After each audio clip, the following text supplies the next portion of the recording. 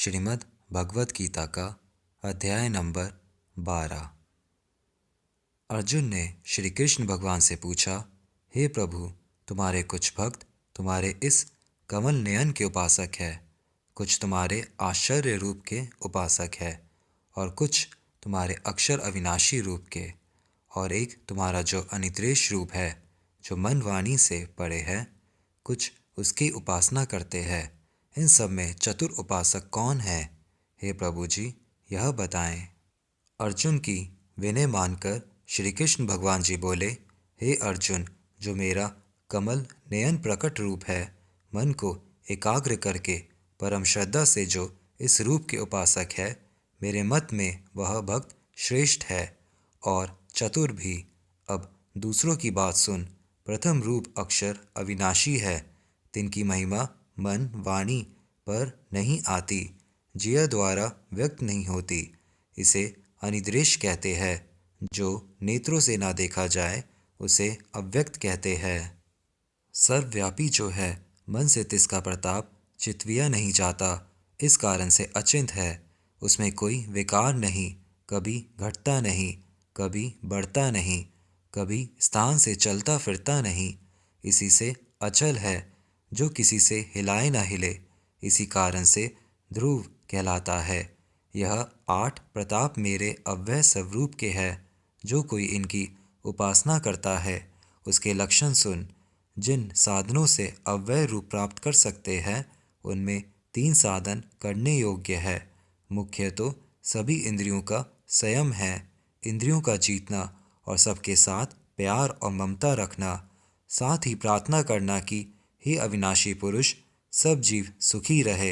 इन साधनों को करके अवगति स्वरूप का उपासक अव्यय जो कि मैं ईश्वर हूँ, वह मुझको पाता है। अब और सुन, हे अर्जुन, अवगति स्वरूप के जो उपासक है, उनको बहुत कष्ट अर्थात कलेश है और समता दृष्टि भी कठिन है। अतः जो कोई पूजा करे उसका भी भला चाहना, और जो पूजा ना करे उसका भी भला चाहना, यह जितने देहधारी जीव है, यह उनका कठिन साधन है। तिनके पाने के निमित्त यह कठिन साधन क्या है, सो तू देखने का नहीं, देख कर क्या सुख पावे। वचनों से बोलकर जिसकी महिमा कही नहीं जाती, ऐसी जिया किस सुख को पाकर सुख पाएगी। और जो मन चिंतन नहीं करता, अपना ही चिंतन करता है, इससे जितने भी देहधारी है, उन्हें अव्यक्त की उपासना में कष्ट होता है। हे अर्जुन, मेरे कमल नयन के जो उपासक है, अब उनकी बात सुन।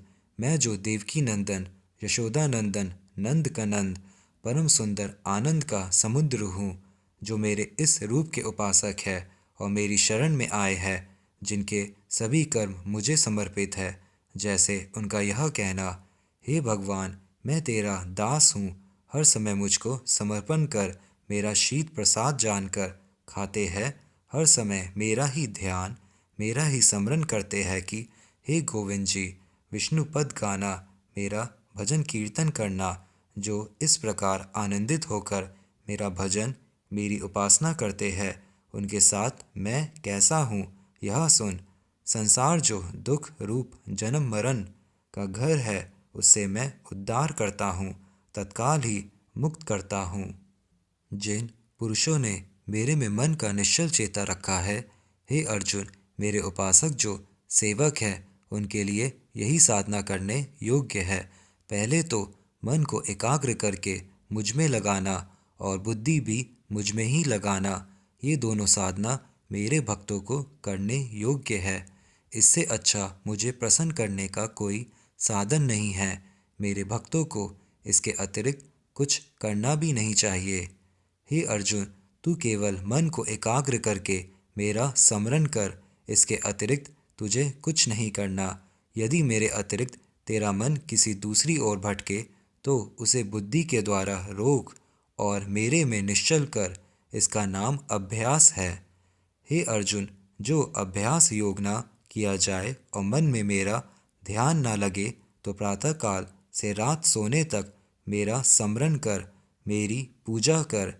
मेरी पूजा से ही तू संसार से मुक्त होगा। और यदि पूजा भी ना कर सके तो दोनों हाथ जोड़कर मेरे चरण कमलों को नमस्कार कर।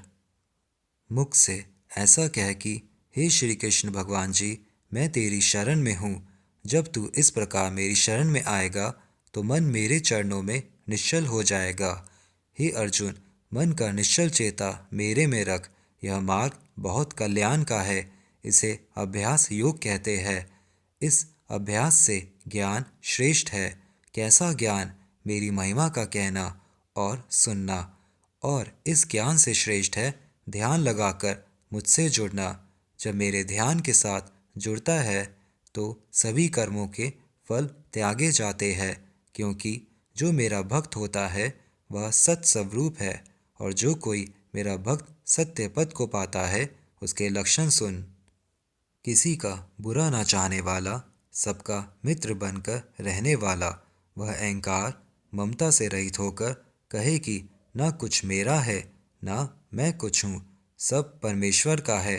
जो दुख सुख में एक सा रहे, क्षमावंत, सदा संतुष्ट, प्रसन्न, निरंतर मेरे साथ जुड़ा हुआ, संसार के विषयों में आत्मा को जीत कर रखे, मेरे साथ दृढ़ निश्चल चेता रखे, बुद्धि को भी मुझ में दृढ़ रखे।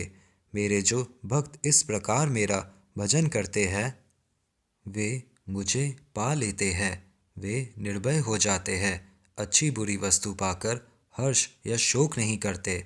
ऐसा जो मुक्त रूप है वही मुझे प्यारा है, जो किसी वस्तु की इच्छा ना करे, देह को वह जल मृतिका से पवित्र रखे और अंतकरण मेरे भजन से पवित्र रखे। उज्ज्वल मति से मुझे अविनाशी जानकर संसार के प्राणियों से उदास रहे। जिसने संसार के सब सुख आराम त्याग दिए हैं वह मुझे प्यारा है। जो खोई वस्तु की चिंता नहीं करता और मिली वस्तु की इच्छा नहीं करता, जिसने संसार के भले बुरे को त्याग दिया है, मेरे चरणों के साथ ही प्रीति है जिसकी, ऐसा भक्त मुझे प्यारा है। शत्रु मित्र जिसके लिए एक समान है, आदर अनादर में जो एक सा है, जो शीत उष्ण और दुख सुख में एक सा है, जो दूसरे का संग नहीं करता और निर्बंधन रहता है, स्तुति निंदा में जो विचलित नहीं होता, जो मेरे नाम के बिना जिह्वा से कुछ नहीं बोलता, जो हर प्रकार से संतुष्ट है, जो घर बनाने का आरंभ ना करे और बनी हुई जगह पर बैठकर मेरा भजन करे, संसार की तरफ से उदास रहे, मेरे चरणों के साथ दृढ़ निश्चल हो, मेरे साथ ही प्रीति करे, ऐसा जो प्राणी है सो मुझे प्यारा है। हे अर्जुन, यह साधन मैंने अपने भक्तों को उपदेश किए हैं। इन साधनों का नाम अमृत धर्म है। जैसे अमृत पान करने से कोई रोग नहीं रहता, जीव अमर हो जाता है, वैसा ही मेरा यह अखंड ब्रह्म रूप है। ऐसे ही अमृत रूपी साधन मैंने अपने भक्तों को यथार्थ धर्म कहे हैं। जो परम श्रद्धा से इन धर्मों की उपासना करता है वह भक्त मुझे अति प्यारा है।